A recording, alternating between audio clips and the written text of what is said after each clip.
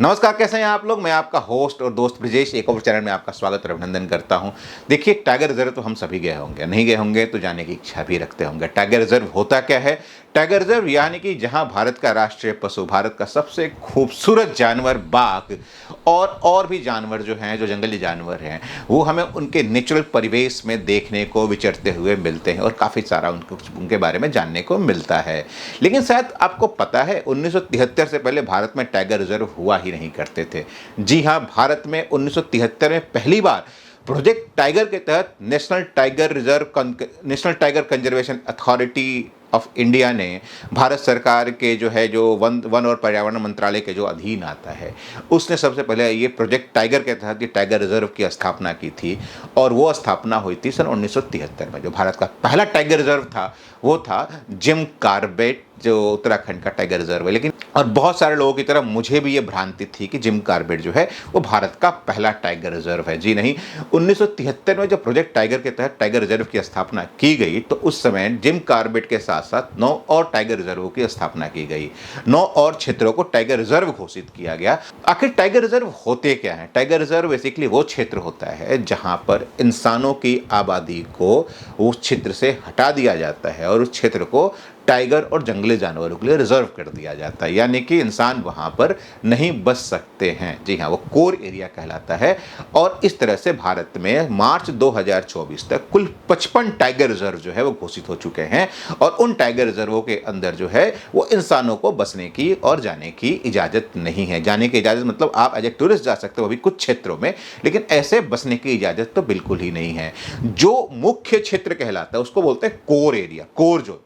और उसके आसपास बफर एरिया होता है। बफर एरिया वो क्षेत्र होता है जो कोर एरिया के बाहर का क्षेत्र होता है, जहां जानवरों को आने जाने पे कोई पाबंदी नहीं होती, लेकिन इंसानों के लिए कुछ पाबंदियों के तहत वहां पे रहने की आज़ादी दी गई है। जी हाँ, जो वहां पे जो रहने वाले लोकल आदिवासी या दूसरे जंगली जो परिवेश या लोकल लोग हैं, वो सरकार के आदेश के तहत जो उस क्षेत्र को नहीं छोड़ सकते, जिनके खेत हैं, जिनके अपने बाग बगीचे हैं, उन वो क्षेत्रों को नहीं छोड़ सकते थे, उनको बफर एरिया में कुछ रिस्ट्रिक्शन के साथ जाने की इजाजत दी गई है।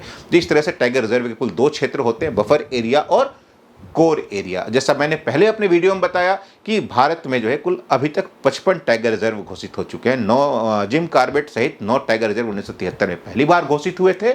और साथ ही साथ जो है जो आखिरी टाइगर रिजर्व जो घोषित हुआ है वो राजस्थान का धौलपुर करौली का टाइगर रिजर्व है। वो घोषित किया गया है जून 2023 में, ये आखिरी टाइगर रिजर्व घोषित हुआ है। तो ऐसे कुल 55 टाइगर रिजर्व जो है वो घोषित हो चुके हैं। तो अब हम बात करते हैं कि हम और आप टाइगर रिजर्व में जा सकते हैं या नहीं जा सकते। जी बिल्कुल, एज ए टूरिस्ट हम और आप जो है टाइगर रिजर्व में जा सकते हैं। और लेकिन लगभग 15 से 20% का जो क्षेत्र है टाइगर रिजर्व का, वही टूरिस्ट के लिए अलाउ है जाना। वही टूरिस्ट जो है वहाँ पर जा सकता है। वो भी कई जोन में बटा हुआ है। बाकी लगभग 80% जो क्षेत्र है वो जंगली जानवर जो है वहाँ रहते हैं, वहाँ टूरिस्टों को जाना अलाउ नहीं है। सो हम बात करते हैं, कई बार हम कंप्लेन करते हैं कि हम गए, गाइड ने हमें बताया कि हाँ जी 80 टाइगर हैं या 90 टाइगर, लेकिन हमें एक भी नहीं दिखा। देखिए क्या है कि आप जाते हो 2 से 4 घंटे के लिए, उस क्षेत्र में आप घूमते हो और वो केवल 15 से 20% क्षेत्र होता है उस एरिया का, उस जंगल का, उस फॉरेस्ट का, उस हैबिटाट का। तो जरूरी नहीं है ना, टाइगर तो जंगल का राजा है, वो कभी भी अपने क्षेत्र में कहीं भी विचरण कर सकता है। और आपका लक कि आप जिस समय पर, जिस जगह पर आप टूरिस्ट एरिया में घूम रहे हो, वो घूमते घूमते वहां आ जाए, अपनी टेरिटरी मार्किंग करते हो और बाकी जगहों पे, तो आपका लक है कि वो आपको दिख जाए।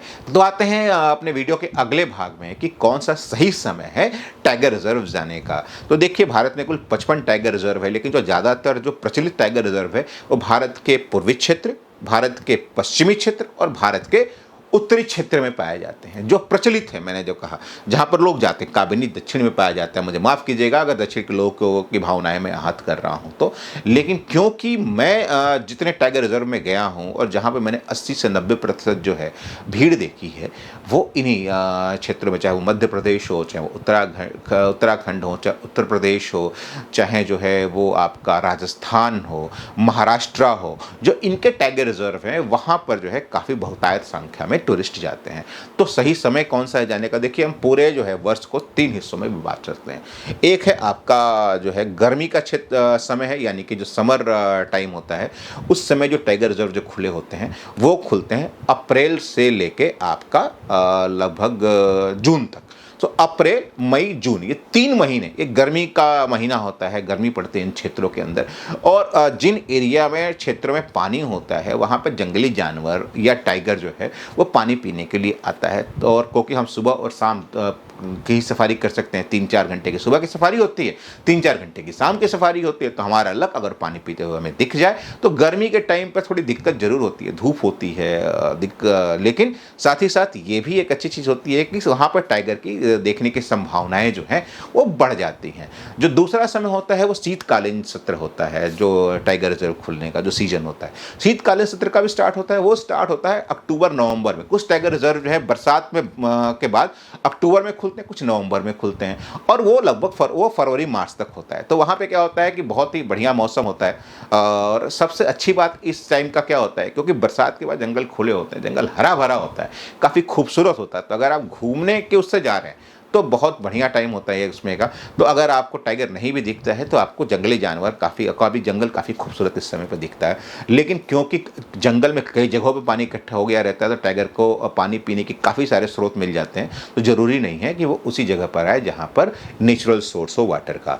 तो ये एक चीज़ है कि थोड़ा चांसेस कम होते हैं, लेकिन जो है इस समय भी काफ़ी अच्छे संख्या में टाइगर देखते हैं। और एक और चीज़ है, जो टाइगर होता है उसका जो तलवा होता है वो सर्दियों में थोड़ा सा फूल जाता है, जिससे कि उसे ऊबड़ खाबड़ रास्तों में चलने में दिक्कत होती है। तो वो प्लेन सरफेस खोजता है। तो कई बार सर्दियों के टाइम में टूरिस्ट एरिया में जो होता है, टूरिस्ट एरिया जहाँ पे जिप्सी वगैरह चलती है, वो एरिया प्लेन हो जाता है, तो वहाँ पर आपको हेड ऑन शॉट्स मिल जाते हैं, टाइगर घूमते हुए मिल जाते हैं। और उसके बाद आता है बरसात का सीज़न। बरसात का सीज़न जुलाई से चालू होकर आपका सितंबर अक्टूबर तक रहता है। ज़्यादातर 90% जो है कोर एरिया, तो 100% जो है वो बंद रहता है, लेकिन फिर भी जो है कुछ एक बफर एरिया खुले रहते हैं। ऐसे टाइगर के साइटिंग के चांसेस कम होते हैं बरसात में, लेकिन अगर टाइगर मिल जाए तो उससे ज़्यादा खूबसूरत नज़ारा दूसरा कोई हो ही नहीं सकता बरसात में टाइगर देखने का। तो आप अपना एक्सपीरियंस हमें ज़रूर शेयर कीजिएगा कि आपको कौन से समय पर आपको टाइगर की साइटिंग हुई, कौन से समय पर जो है आपको इन नेचुरल हैबिटाट में जंगल में जाना अच्छा लगा, और फिर अपने एक्सपीरियंस को मेरे साथ ज़रूर शेयर कीजिएगा। चलिए मिलते हैं एक और वीडियो में बहुत ही जल्दी, तब तक के लिए अपना ख्याल रखिएगा, खुश रहिएगा, नमस्कार।